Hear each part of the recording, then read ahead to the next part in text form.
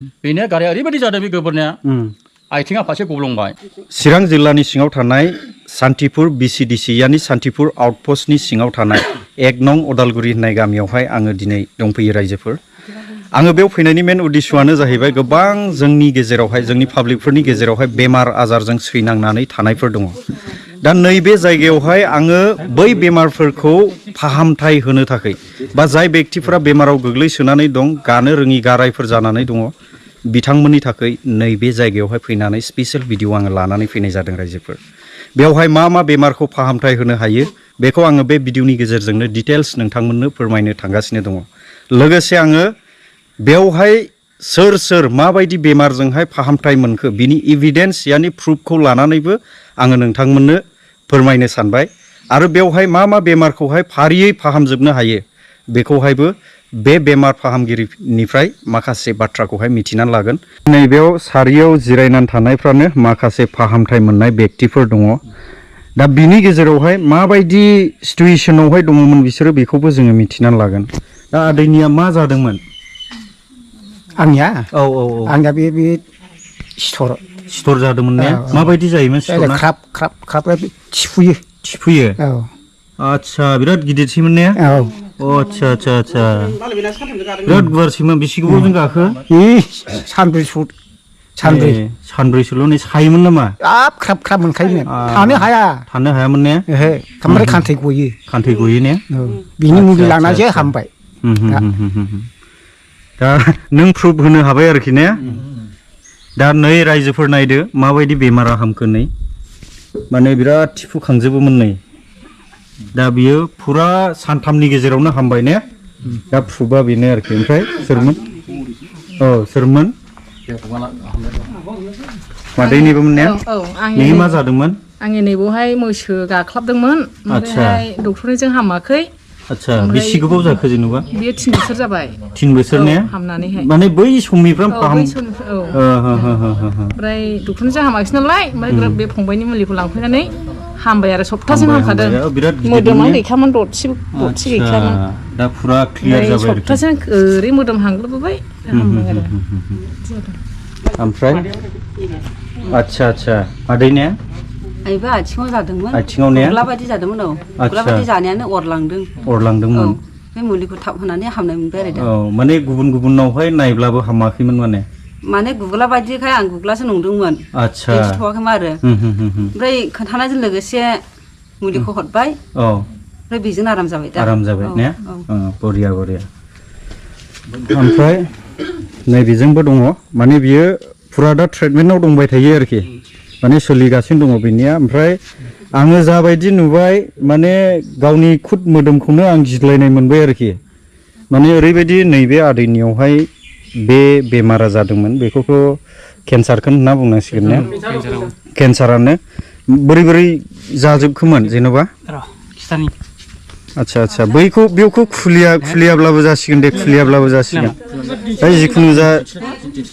गारायखौ दिन्थिला नामा जाबायदि गिथावना नुयो गारायखौ दिन्थिनांला गुग्ला बायदि बेरलानाय दा बेनो बोरै जालांखो ओरै मोदोम गंसे सिङाव दन्दर जालांजोबबाय आच्छा ओरै गासिबो दन्दर जाजोबखाबाय खुमायजों ने जमा जाना थाफैबाय ओरैहाय गैला जेबो रानबोबाय ओमफ्राय माबायदि मोनोमोन जेनेबा थानो हायामोन ने गुग्ला होननानै गुग्लानि मुलि जालाबायबाय ओंखामबो जानो हाया जेबो जानो हायामोन आच्छा उथुमायसिम जाबोखाबायमोन सिम जाबोथारबायमोन ओरै दा मोजाङाव सफैबाय आरो मोजां जासिगोन ओजोंहाय गामियावबो नायदोंमोन गामियावबो सानैसो नायदोंमोन जाया ओमफ्राय ओरै खबर हरबाय बेयाव बोरै सफैखो बिजामादैनाव खबर हरबाय आच्छा बे फिसाज्लाय दङ बै दैसायावबो बे बिजामादैफोर गैफैयामोनबाथ' जारलानो जासिगौमोन लानानै थांबाय आंखौ लानानै फैबाय आच्छा न'आवथ' गैलामोन दाथ' फुरा मोजाङाव फैबाय लासैनो हामलांसिगोन बिदिनो गुग्ला फिसा दाथ' आं जाबायदि कन्डिसनखौ नुबाय माने बियो गुग्लानि महरानो नंखाया आरो दे मोजाङानो जाबाय दे मोजाङानो जासिगोन औ हामाब्ला नों दा थानो हालायमोन बिसिम जाफैखाबायमोन होनबाय उथुमायसिम सिं सिं दं हाया बिदि जिराय हाया रायजोफोर आङो एभिडेन्सखौ नोंथांमोननि सिगाङाव होबाय दा बेबायदि एभिडेन्सखौ नैबेनिफ्राय हामनानै मोननाय गोबां दङ माने माखासे खिनिया गोजान गोजाननिबो आरो माखासे खिनिया खाथियावब्लाबो माने टाइम गैयिनि थाखाय सफैनो हायाखिसै ओमफ्राय नोंसिनिया गामिया मामोनलाय दतमा शान्तिनगर दतमा शान्तिनगर दा क'क्राझार डिस्ट्रिक्टनि दतमा शान्तिनगरनिफ्राय दा बेबायदि गोजाननिफ्रायबो फैनानैहाय ट्रिटमेन्ट लाफैनानै दा बेयाव फाहामथायखौ मोनबाय आरोखि बेवहाय माबा मोनसे मानेक थानेकनिफ्राय दै ओंखारनाय बेबायदि नङा बियो खुद मोनसे आयुर्वेदिक मुलिसो आरो आयुर्वेदिक होनना बुंनांगोन बियो आयुर्वेदिकसो नालाय दा बियो खुद गावनो बानायनाय मुलिजोंहाय बेबायदि फाहामथायखौ होगासिनो दं आरोखि माबा मोनसे अन्थाइनि दै माबा माबि लोंनानै हामनाय बेबायदि नङा आरोखि बियो एकदमबारे प्रुफ आरो एभिडेन्स आरो जाबायदि नैबे आदैनि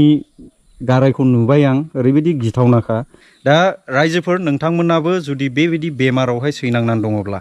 नैबे जायगायाव फैनो हागोन दा जोङो मेन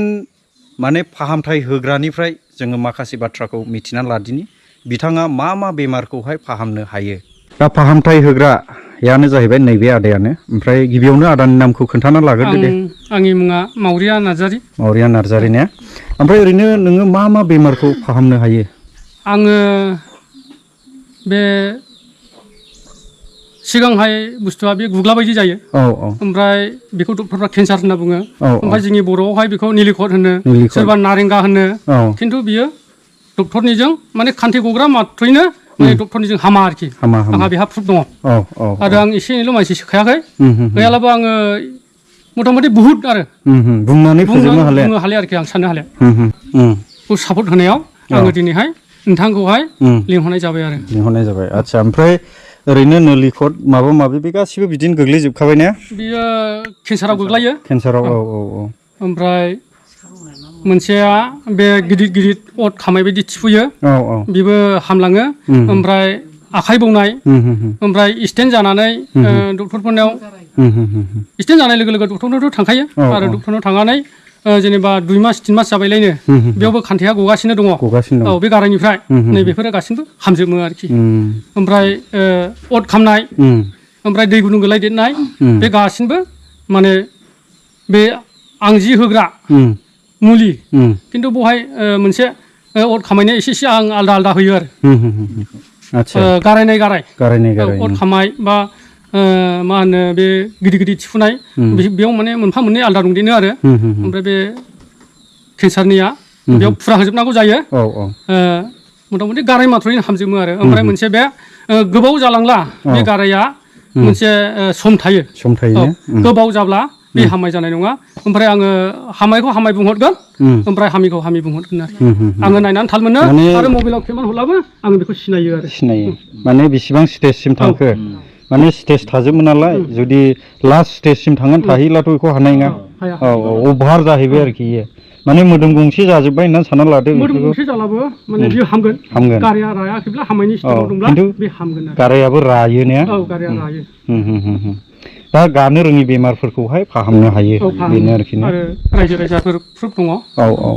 गामिनि नै जोंनिनो भल केसियार समाजनि सेक्रेटारि बिसोरनो प्रुफ होजोबनो हायो आरोखि आरो लोगोसे आंबोथ' प्रुफ होनो हाबाय दा खुद आंनो नुफैबाय नालाय इसिमावबो जुदि आं माने प्रुफ होनो हायाला बे जाम्बानि जाहैबाय आरोखि दा आंनो खुद नुबाय नै मोखावनो हामनाय नुबाय ओरैबो हामबाय उथुमायसिम जाख्ल'दों होनना बुंबाय आदैना दा बेनाबो हामबाय ओमफ्राय आरो ओरैनाबो नै मादैमोननि दा बिनिफ्राय साबसिन प्रुफ आरो मा नांबावगौ ने आंनि बुङागौ बेनो आरो आं जा बुङागौ बुंखाबाय जिखिजाया गाराय मात्रयैनो हामो खिन्थु मोनसे स्टेप थायो आरो दायो जोङो बे अदालगुरिनि साखाथियावनो थानाय गोबोरखि होननाय मोनसे एरियायावहाय दंफैसैलाय आरो बे गामियानो जाहैबाय गुगुनिपारा दा नै बेयावहाय एभिडेन्स मोनसे देखायफैबावबाय आं नायदो नै खाथियावनो बेयावनो जादोंमोन ने दा कमप्लिट हामजोब्बायानो जाहैबाय फार्स्टआवहाय माबायदि जाया मा जायामोन नोंनिया जेनेबा फार्स्टआव माबा दायना रायजानानै गुग्ला बायदिसो जादोंमोन आच्छा ओमफ्राय दा बियो माने आं हिन्दुमोन नालाय ओमफ्राय ख्रिस्टान हाबनानै हामबाय ओमफ्राय बिनि उनाव एसे बिजानु थाबोदोंनो दा 15 बोसोराव बे सिखारदों आरोखि 15 बोसोरनि उनावहाय बेबायदि सिखारबाय ओमफ्राय दा नै उदालगुरिनि माबा आं बिहाव जायो आफा मावरिया बिनि मुलिखौ होफैनायावनो हामफिनबाय आरोखि हामफिनबाय ने दा कमप्लिट आं हामफिननानै दा आं थाबायफिननो हाबाय नङाब्लाथ' थाबायनो थाबायनो हायामोन बे जाफिननायाव थाबायनो हायाखैमोन आच्छा बे बिजानु थाबोबाय नालाय ओमफ्राय दा बे माने बेरखांनानै दा मुलि मोजां मोनफिननायजों माने आं जल्दि हामफिनबाय आरोखि माने गोख्रै हामफिनबाय आं गोख्रै हामफिनबाय बिदि ओरैनो एगजेक्ट फार्स्टआव गामिया नोंसिनि बबेयावमोन आंनि गामियाव दुइनां उल्थापानि उल्थापानि दे सोलोंजारिखौबो खोन्था मोनसे सोलोंजारि बिलाइ बे मोनसे नैबे मेनमोन ओमफ्राय बे फिसा जादेरनायमोन बेबो आच्छा नैबेयाव फास जाग्रोदों औ बेनोमोन मेन बेनिफ्राय बेजों सुलुंजाफैबाय औ ओमफ्राय दा रानजोब्बाय नै बेबो मोदोम जाबाय सोमलांनायसै बेबो नैबे फार्स्टमोन जाहैबाय ओमफ्राय बेनिफ्राय नैबेजों सुलुंजादों सार आं फंनैसो बुंनो दे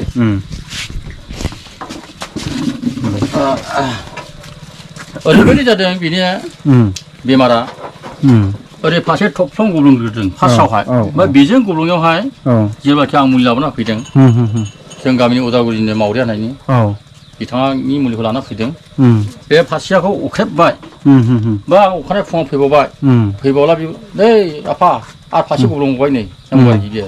दा बिनि फारसे थफ्लं गब्लंबाय दानि मोननै गब्लंबाय ओरैबो गब्लंबाय ओरैबो गब्लंबाय मोननै गब्लंबाय दा बे मोननै गब्लंनायनि गेजेरावहाय मुलिखौ आं होफैबाय बे मुलिखौ होनायजों लोगोसे दा अख्रेबै दा हामथायबाय आरो दा आच्छा दा गैला हामबाय बिदि जाबाय दा गैला थाबायनोबो हाबाय थाबायनोबो हाबाय